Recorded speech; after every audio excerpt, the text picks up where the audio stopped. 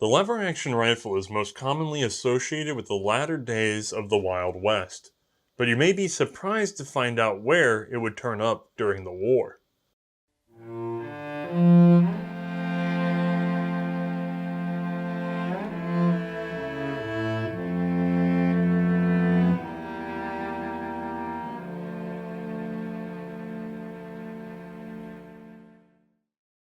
Hi, I'm Othais, and this, is very light. This is a lever-action Winchester 1892 pistol caliber carbine, and I'm sure a lot of you are wondering what it's doing here. But first, light box.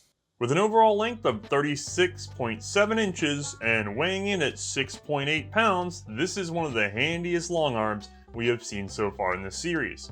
It chambers the 4440 cartridge feeding 12 from a tubular magazine. And again, this is a lever gun. Now there is a deep, rich, storied history behind the evolution of these Old West lever actions. Well, this is more of a New West lever action. But unfortunately, we don't have time for all of that today. And so I'm going to have to disappoint all of you and say maybe go check out Ian. He's been doing some development history on these himself. And then one day after we get out of World War I, I'm sure we'll be able to turn back the clock and really get into the details. So instead, I'm going to have to skip straight ahead to a very specific model that precedes this one. This is the Winchester Model 1873. It was an improved version of the legendary 1866, with a stronger steel frame for hotter ammo. It was branded the gun that won the West. This rifle also introduced the .44 Winchester centerfire cartridge, later known as 4440 for the 40 grains of black powder used. Popular for both handguns and rifles, this remains a favorite cowboy cartridge today. Now, despite its rabid popularity, the 1873 was not a do-everything kind of rifle. It was much more of a pistol caliber repeater. And so, it didn't really become completely ubiquitous. Very, very popular, not everywhere for all purposes. Instead, there's a lot of love at that time for full-powered rifle cartridges. It's the kind of thing that you're going to see in, say, a Springfield 1873 and 4570. These trapdoor rifles were impressively powerful, and having a repeater in that cartridge would be fantastic. But it was frankly, at that time, beyond the reach of Winchester. You see, the 1873 used a simple toggle lock, acting like a knee joint to seal the action. Holding up the lever kept the knee from bending, locking it into a straight, rigid bar. This same locking action can be seen in our Luger episode, and will be seen again in the Maxim machine guns. For now, however, it wasn't feasible to increase the heft and length of the action to fit the long, high-powered 4570 cartridge. As a stopgap, Winchester would release its Model 1876, which was frankly a beast of an overbuilt rifle. It was centered on the 4575 cartridge, which beat the pants off of 4440, but still wasn't quite government 4570. So at that point, Winchester had played their hand as far as they could using their existing technology. The toggle lock's unique setup meant that if you wanted to get a longer cartridge, you had to have a longer, heavier receiver, and that rifle was already tipping the scales in terms of what somebody's willing to shoulder and haul around on the daily. So instead, the next step in the evolution of the lever gun would come from another company, Marlin. This is the Marlin 1881, which could handle 4570 thanks to its improved lock, and a layout that cammed the bolt further back on the same stroke of the hand. This meant someone else owned a slice of the market Winchester could not even touch. Something had to be done. And so, in steps our homeschooled homeboy, John Moses Browning. We've covered him in more detail back in our FN 1900 episode, and we'll see more of him again and again in the series. For now, however, he had just sold Winchester a single-shot dropping block rifle. While settling on the production details of the Winchester Model 1885, Browning would share his design for a new lever action, one that provided much more locking strength through a novel system based on this single-shot rifle. In Browning's action, opening the lever drops a pair of locking blocks that fit in mortises milled in the bolt. As these clear the bolt, the lever drives it rearward. Pulling the lever back up closes the bolt and raises the locks. This is an extremely strong action. Winchester's own William Mason would assist in going ahead and getting this gun finalized for production. They were in a hurry. They needed to compete. And so you would have this design roll into a new full rifle size cartridge, modern, sleek, extremely powerful, strong rifle. Ultimately, one of the best rifles ever designed, let's be fair. That would be the Winchester Model 1886. The 86 was so strong that ultimately it survived the jump to smokeless, which happened about the same year. That's how good of a design you had.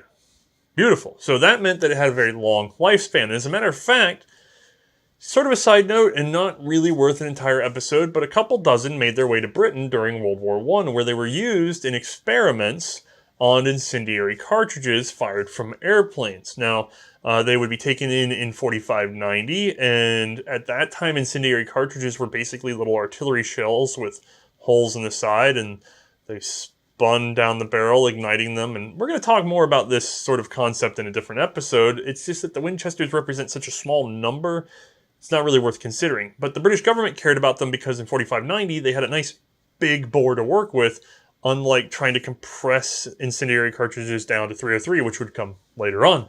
Now, the idea behind these is that they could then take them up in an airplane and shoot at incoming Zeppelins, hopefully igniting them. Now, the introduction of the 1886 kind of hurt Marlin because that had been their exclusive share of the market. And that meant that Marlin, in order to survive, now had to diversify. And that meant targeting other lever action calibers. And so they would go after that dated Winchester 1873, introducing their own model 1888, which would only last a year before they introduced the improved model 1889 with right side ejection. The 89 was sleek, modern, and much lighter and handier than the Winchester 1873. That put Winchester once again on the defensive. Then President Thomas Bennett would offer John Browning an incredible sum of $10,000 if he could whip up a competing carbine of slim and light proportions in just 90 days. He said if he could do it in 60 days, he would up it to $15,000. John Browning said he'd do it in 30 days for $20,000. And that was the agreement they made. And so Winchester would take that Browning action and shrink it down and go ahead and replace their own 1873 with this, the model 1892. Now, I say replace, but realistically, the 73 was so insanely popular that it sold for another 20 years alongside of its replacement. That is some longevity. Well, we have our gun today, at least mechanically designed now, so I should probably go ahead and take a pause and show you exactly what we're talking about. Zooming in, we are going to see a lever action rifle. Let me get my patented pokey hand ready because there's some little things to poke at. Now, this is, again, a lever action gun. So what we have are a set of, well, they're sort of shrouded down in there. We have a set of locking lugs that fit into these recesses in the side of the bolt. So as I close up the action, you will see, boop, there they go. They appear, they lock. That keeps the bolt from coming back. When I open the action, the first thing that happens is those lugs drop out of the way. And once they're out of the way, and it's not very far to go, that bolt opens up. So easy peasy, lemon squeezy. And again, we'll have an animation in a moment and you can see more of that. The gun is a hammer fire, boom, with a half-cocked position that does not lock up the action. She loads from a gate in the side and can be topped up once she's already up and running. There's no stripper clips or other system for this. It's one at a time. And believe me, we got a fair little click of capacity there, depending on the length of the rifle and the tube. So these could be offered in a number of different lengths, and you could conceivably get them modified to have different numbers of rounds. We'll talk more about what was adopted in just a moment. Now, again, different patterns of rear sight were also available. This guy we're going to talk more about in our next episode, so I won't go into too much detail there.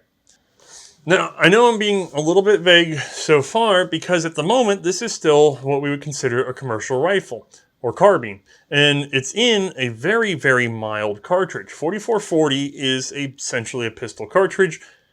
What the heck is something like that going to do that warrants it being on a show like this? Well, as with so many other things, seemingly commercial, seemingly innocuous rifles are all sort of caught in the fray when war were declared.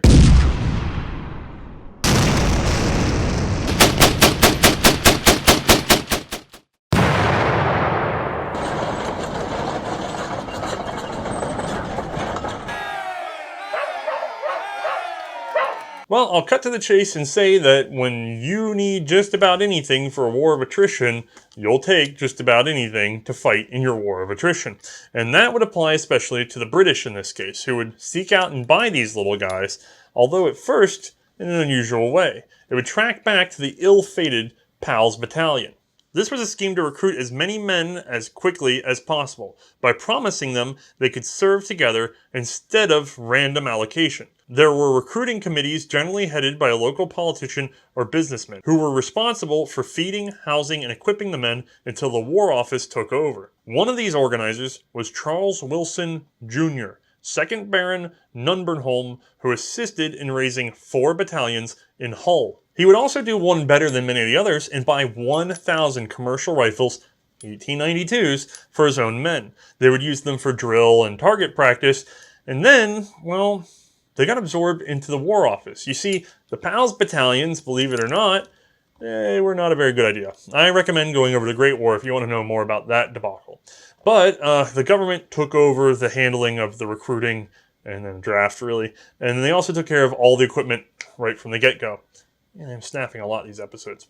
All right, so they absorb 1,000 of these. That doesn't sound like enough to warrant an episode from us, especially since they're not seeing frontline service, so something else must be going on. And I'll give you a little tip. The War Office would go on to buy 20,000 more of these guns. But let's just stop right there. And before we go any deeper, let's talk about how these work with an animation. All right, we're going to load up our tube bag. Takes a while. And now let's watch the lever, because it does a lot in this gun.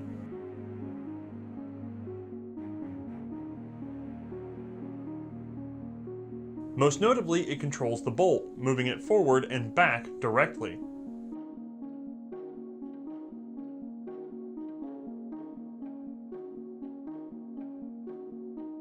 It also raises and lowers the 2 locking plates on either side of the action, making this a strong, tightly locked system. Turning our attention to the carrier, we'll see the lever tips it up when opening and down when closing.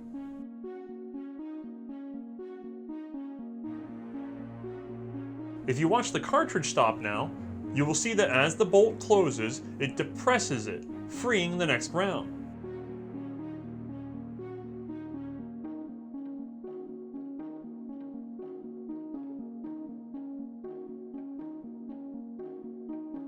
The only manual safety on this rifle is a half-cocked position for the hammer. But there are 2 automatic safety features housed inside the bolt. The otherwise floated firing pin is retracted by the lever on opening, preventing it from sticking forward and causing accidental discharge on chambering the next round. Browning also included an out-of-battery safety, which prevents the firing pin from reaching the primer until the action is fully closed.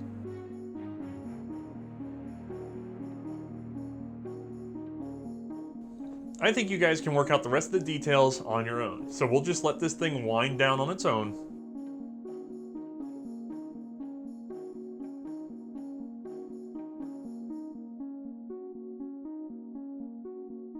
And hand this rifle over to Mae.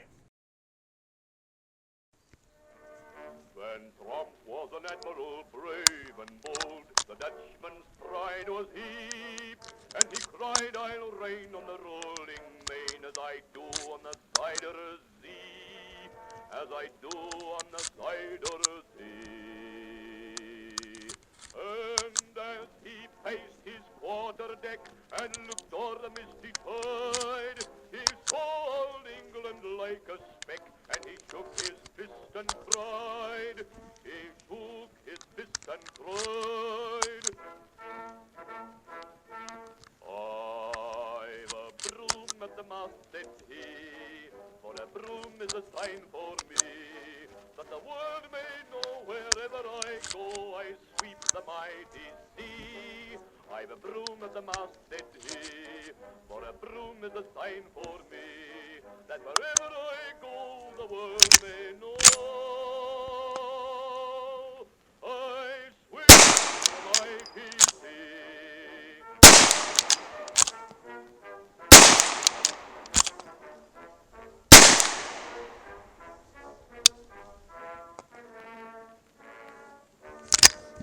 Now Blake was an admiral true, and he walked by the English sea. And when he was told of that Dutch people, Mary laughed like me, Mary laughed like me. And he cried, ho, ho, and go, come aboard, merry men, with me, and we'll drive this Dutchman down below.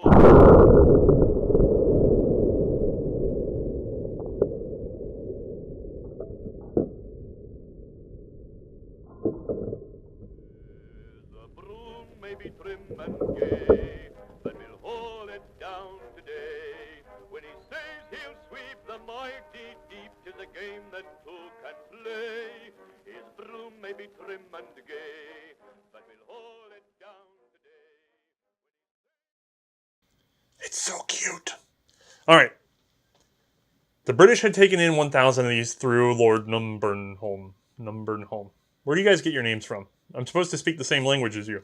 Anyway, the good Lord had donated 1,000 to the War Office, and the War Office apparently found something to do with them because they would turn to the U.S. and order 9,000 more in February of 1915. Now, those came in at a price of $10.50 a pop. I would buy one all day for that. There was some concern about the cartridge, though, because 4440 at that time available to these guns quickly. They offered a jacketed round, but what was there now was a soft lead projectile, and under the Hague, that's kind of a no-no coming out of a rifle. But the British reasoned that the cartridge was a pistol cartridge, and therefore they probably weren't going to get into trouble. Let's just roll with that. Now, they also wanted their guns inspected by their own men, but they didn't have any free to ship over to America, so they asked the Canadians not too politely to send 3 inspectors down to New Haven to go over all their rifles. That means you can usually spot a British Service 1892 by the Dominion of Canada proof mark over the barrel. This did not, however, go to Canada or remain there. It was just Canadian inspectors in America. More contracts would follow, 2,000 in May, 3,000 in August, and 3 million cartridges in total. The British intended to use these things. We'll get to what in a moment. Now, the inspectors again would have to turn up at New Haven and inspect all the rifles. And they were getting a little bit annoyed by this because Canada felt like it needed their inspectors back at home. I wonder why. Now, those of you who are good at number adding and subtracting will know that that leaves us about 6,000 rifles unaccounted for in the inspection process. And it seems like those were probably bought commercially and may not have the Dominion of Canada proof mark. Instead, you're going to see just some simple British proofing on some of these 92s. And a fair number of them have turned up that way. So, yeah, there's not always one way to get a hold of one of these things. It looks like those Canadian inspectors went back home to get some real work done. Now, you're asking yourself finally, I'm sure, what the heck are they doing with these things? I mean, where in World War I are you applying this? Are they just for guards or something? What's going on? Well, it's a little bit more exciting than that because these saw mostly naval use. They were put out on boats where they were fairly handy, especially and most infamously with the Q ships.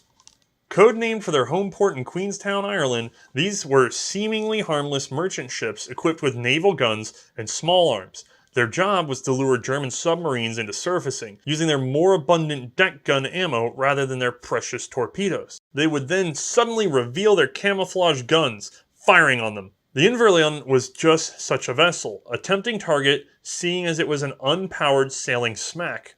After encountering and sinking German UB-4, her captain reported, "Greatest distance of the submarine was 30 yards, and closest was 10 yards. 8 rifles were emptied, and I fired 4 revolvers and emptied a Winchester rifle." Now, to be fair, I think most of the damage was done by 9 rounds from the 2 3-pounder guns on board that ship. Although it's just funny to think that somebody actually recorded dumping a bunch of rifles without bothering to reload, and finally finishing up with one of these little guys pounding at a ship that had already been hit by 3-pounder guns. I'm sorry, it's just a beautiful image. And apparently it worked. Now, another use for these guns, because it wasn't all just sub-hunting with pistol caliber rifles, another big use for these was in order to do boardings and inspections. So if you wanted to look at, merchant shipping through your area and you need to send men and guns over, well, this beats the crap out of hauling a Lee Enfield or a Ross rifle or something else, and especially without the full powered cartridge, you have less risk of over-penetration on a crowded boat environment. And you're not really looking to be reloading on the fly for a prolonged engagement. You just, a nice tube stacked with ammo. I think we're doing all right. So in that regard, this is a perfect little naval gun. We don't have to worry about mud or muck or anything like that. And you're also going to see it as semi-involved in that ill-fated Zebre raid. Lieutenant Commander Edward Hilton Young, who lost an arm manning the rear gun on the HMS Vindictive, would say, "In the distribution of arms, my share had been a Winchester rifle, a service revolver, a gas mask, a weighted cudgel, anti-searchlight glasses, and field glasses." I really love the image of being handed one of these and a revolver and a cudgel and told, this is what you're fighting with. Now, granted, that man ended up on the boat because of the way that went down. But, hey. Now, I know some of you are thinking this is a bit underwhelming of an episode, and I apologize for that they can't all be the most outlandish, fascinating guns. But it's a lever action I think most of you didn't know was there. And yes, I know some of you are saying, okay, at this point, if you're doing guns like these that are just out there to free up other guns, why aren't we doing like the Ross Mark II in the US service and things like that?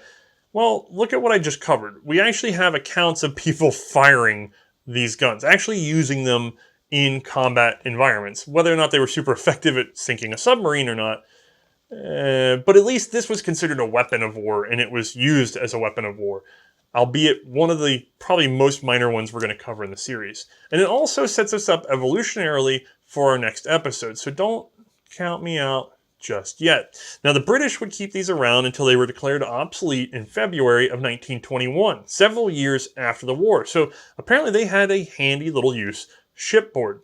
Now, that means it's adorable, it's functional, it saw combat, and it's really odd. So I'm happy. And then we get the extra tick of it's going to lead to the next episode, so please don't string me up for this being such a common gun or slightly short episode. Every once in a while, should go just a little easy on me. Hey, we even got to buy ammo off the shelf for once. And besides, I like it. Now, this gun on the commercial market was also a big success. More than 1 million Winchester 1892s would be produced by the original company. And they were only really halted because of, well, the gear up to rifle production in World War II for overseas powers. They also would see a reimagining as the Model 53 in 1924 and the Model 65 in 1933, both of which are really just rebranded and slightly modified 1892 actions. Now, these guns are still being produced today by the modern Winchester company, and there are some differences, and I'm sure you guys have some strong opinions about that. That's not for us today, but it's important to say that this still has a viable commercial market appeal a century and a quarter later. That is amazing and a beautiful design, certainly worth mentioning today. So with that in mind, let's take this little guy and hand it over to Mae. Hi, I'm Othais, and this is Mae. All right, let's get her opinion on the 92, starting, of course, with the ergonomics. How does it feel? Oh boy. So ergonomics on this guy. It is like light, it is tight, it is narrow. I mean, this is some awesome mobility that I've got with this guy. It's fantastic. The comb is at a decent height. It puts my cheek weld right where it needs to be to see those sights. It's like probably one of the most perfect lineups I've had thus far. But, oh no, guys, straight wrist. What? Oh, never mind. It's better now. I like that. That's a really nice purchase that I've got with this now. So I actually don't mind the straight wrist on that guy because it does not matter. It's being able to just put my fingers right here in the lever feels fantastic. It feels so natural. It's nice. Actually operating the lever, as you saw on the video, it is smooth. I mean, Like, that is, you can get really fast with these guys. It's fantastic. Now, that being said, just make sure when you're operating the lever on this guy, you definitely bring it all the way forward, because trust me, I did it once, didn't bring it all the way forward, and it will 100% of the time cause a jam. So just try to make sure you're definitely getting that full stroke and feeling it. Now, last but not least, I want to talk about the safety. Man, that really makes me feel like a cowboy. All I need is a half cock. Don't you mean cowgirl? No, cowboy. Is it? Okay, anyway. So far, so good. I agree with the gentleman to my left. What would you say about actually shooting the gun now? Let's start out with the loading process. So I've got like a dozen or so rounds that I got to push into this guy. And I will tell you, it can be a bit of a snaggy process because you've got to feed it in past this lip. And if you don't get it in all the way, trust me, you're going to know, because it's going to like be jutting out awkwardly with the gun. You've really got to make sure those last few rounds, you give it a good solid push, because once you're getting it fed all the way in, like, it starts to get to be a real bother, and like, you're definitely going to snap your thumb once or twice. So expect that. But I mean, hey, at least I've got a decent amount of rounds to fire with this guy, right? That's not bad. The sights, they're actually pretty tall. I would say these are dang decent sights when it's, down in the normal battle position. Flip the sight up. This ladder, it's just seen somewhere, like, every time you'd fire, they would adjust themselves. Like, you would have to readjust it every time. So better with the sights down than up, honestly. Now the trigger. Whoa, that is an amazing trigger. It's heavy, but it's got a very short pull through. It's really crisp, and the brake is solid. Like, this is an amazing trigger. I absolutely did love that. It was fantastic. The only real complaint I've got this guy when it came to being a shooter is that this is a rifle and I've got a pistol cartridge. I mean, this is a very bizarre combination, honestly.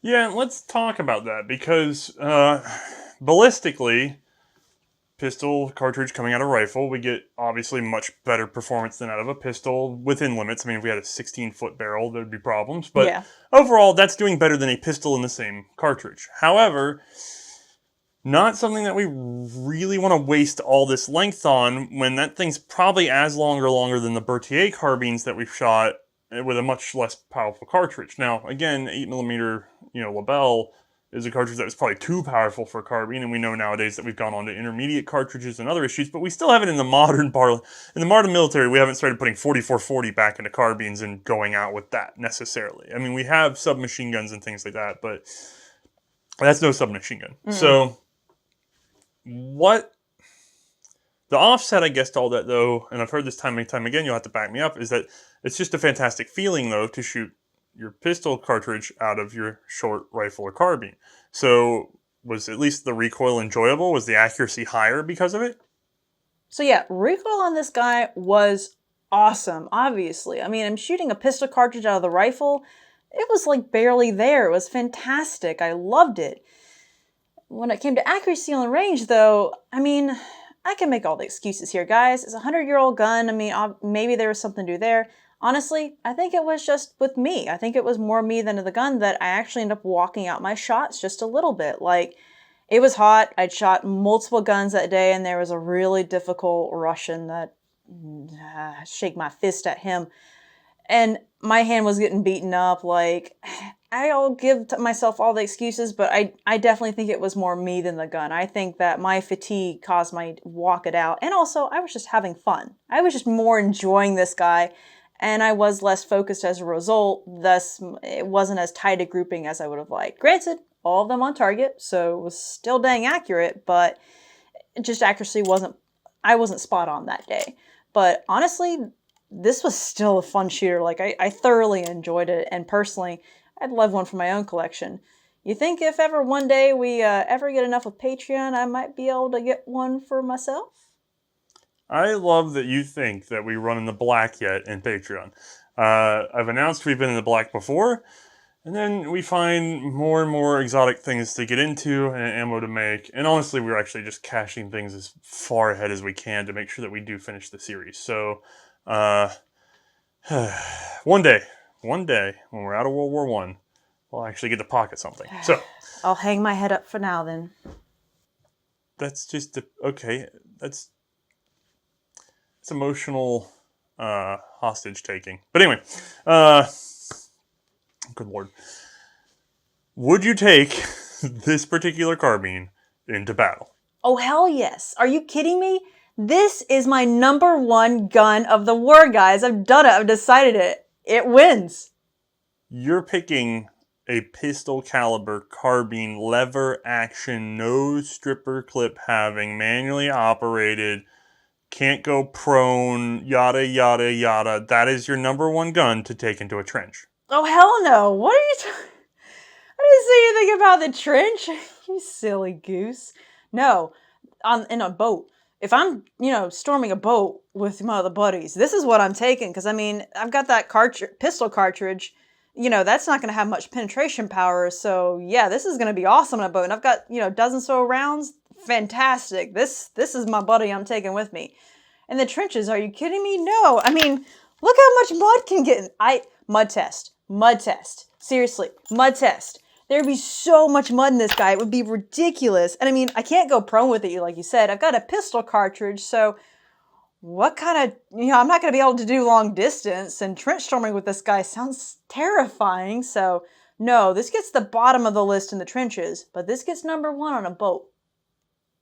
All right, I feel my sanity slowly returning. I thought it was going to be a Carcano Enfield moment. We're back to Cowboy. Okay. On a boat? Are you going to get a turtleneck sweater and a beard to go with that? Oh. Okay, no. Anyway, give me the. Aww. We're doing a World War I show. We will talk about the other thing that we were thinking about maybe doing some other time. Anyway, okay. I agree with May. Terrible trench weapon, and actually, when you stop and think about it, probably a very good sort of boat inspection / I mean, honestly, go back in time. Boat inspector, that's what I'll be. Okay, anyway, it's hard to imagine another contemporary rifle, or carbine in this case, that would be nearly as good for, taking boats, for boarding parties. This is actually a pretty good boarding party carbine. I give it that. Which is, by the way, what the British had it for. So it's hard to laugh off in that regard, although nowhere near trench. So you guys can tuck your hearts back into your chests. All right, so I think that's got us wrapped out. And as always, stay after the credits for any updates. We film these way ahead of time, but I'm hoping that we have stuff to announce. We always have stuff to announce. Usually. And if you'd like to see May not starve to death running out of ramen noodles, visit us over on Patreon, and we thank you all for your support. Bye, everyone. Now give me my hat. Stealing my hat.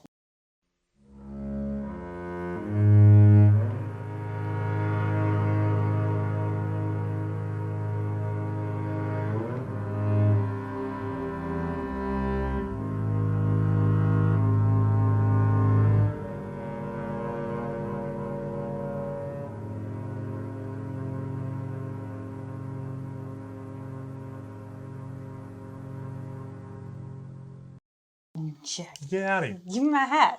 I'm gonna take your hat.